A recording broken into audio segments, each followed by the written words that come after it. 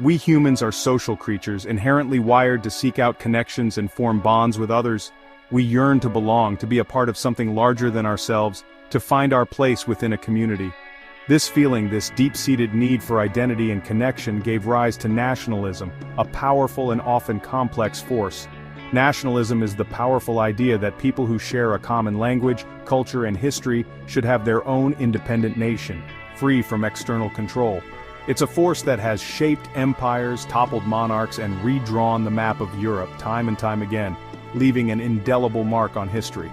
Think of nationalism as a river, its currents shaping the landscape of history, carving out new paths and altering the course of nations.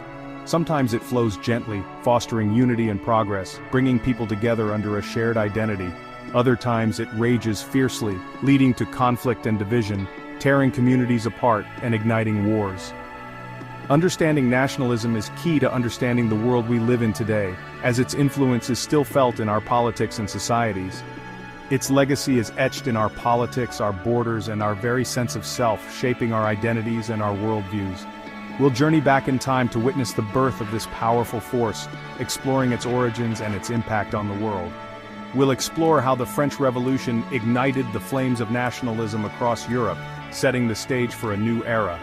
And we'll see how this potent idea, like a double-edged sword, brought both progress and destruction, shaping the modern world. So, buckle up as we embark on this cosmic exploration of nationalism, delving into its history, its impact, and its enduring legacy. Imagine a Europe where nations live together in peace and harmony, where borders are mere lines on a map, and people coexist without conflict. This was the dream of Frédéric Souriau, a 19th-century French artist who believed in the power of art to inspire change. He painted a series of lithographs titled "The Four Parts of the World," capturing his vision of global unity. In these inspiring images, people from all corners of the globe gather to celebrate liberty, equality, and fraternity, transcending their differences. Souriau envisioned a Europe made up of democratic republics, each respecting the rights and freedoms of its citizens. It was a utopian vision, a hopeful glimpse into a future where national differences wouldn't lead to war and bloodshed, but to mutual respect and cooperation. His artwork captured the idealism of the time, a time when many believed in the power of reason and progress to create a better world, free from tyranny and oppression. However, the reality of 19th century Europe was far more complex and challenging. While Souriau's art celebrated unity, the continent was a hotbed of competing national identities and political tensions. This clash between idealism and reality would have profound consequences in the years to come, shaping the future of Europe in ways Souriau could never have imagined. The year is 1789, a time of great upheaval and change. The French Revolution erupts, shaking the foundations of the old order and challenging centuries of tradition. This wasn't just a revolution against a king, it was a revolution of ideas, fueled by the Enlightenment thinkers who inspired a generation. It gave birth to powerful new concepts like the fatherland and the citizen, redefining what it meant to belong to a nation. The French people were no longer subjects of a king, but citizens of a nation, united by a common purpose and vision. They were bound together not by birthright but by shared ideals of liberty, equality, and fraternity, which became the rallying cry of the revolution.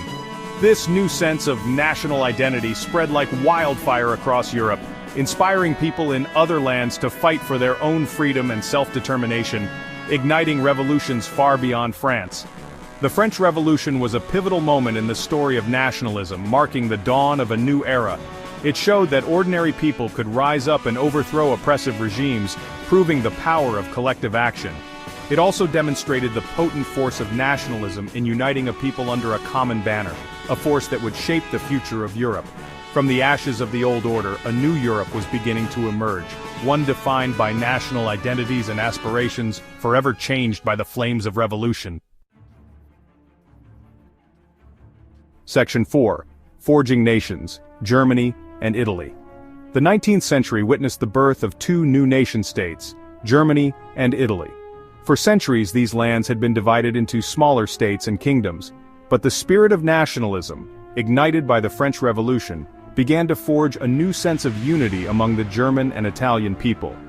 In Germany, the unification process was spearheaded by Otto von Bismarck, a shrewd statesman who used diplomacy and warfare to unite the German states under Prussian leadership. Italy's unification, on the other hand, was a more grassroots movement, led by figures like Giuseppe Garibaldi and fueled by popular uprisings. While both nations achieved unification, their paths differed significantly. Germany's unification was driven by military might and political maneuvering, while Italy's was a more romantic and idealistic struggle.